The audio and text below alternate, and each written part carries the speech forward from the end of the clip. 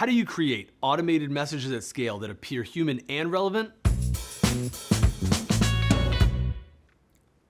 We can all agree email spam is the worst. That's because these messages are clearly robotic and very irrelevant. Put this on a graph, and across from it is a message that obviously has a human in the loop, but isn't very relevant. These messages can be super personalized, but they'll still fail if they aren't serving up something meaningful to the prospect. For example, a message that calls out research on the person in the first few sentences.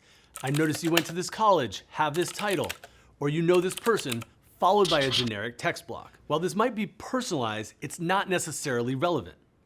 The best messages achieve personalization by being relevant. I noticed you have X title and recently hired a dozen new sales reps. That means you likely have this specific problem, and here's how our solution can help. That gets to a specific insight, not just an observation.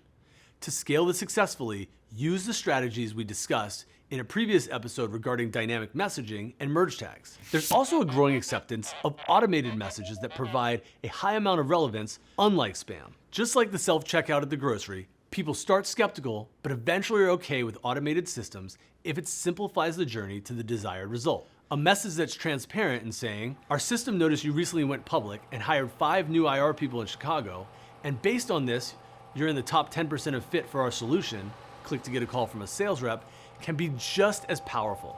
This is difficult, but the best companies are already doing this.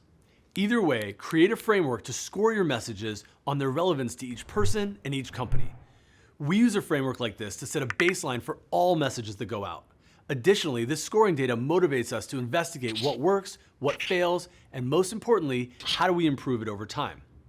Personalization is necessary, but it's not sufficient on its own. Work to make your messages relevant to the business level outcomes and sprinkle in personalization where it proves useful.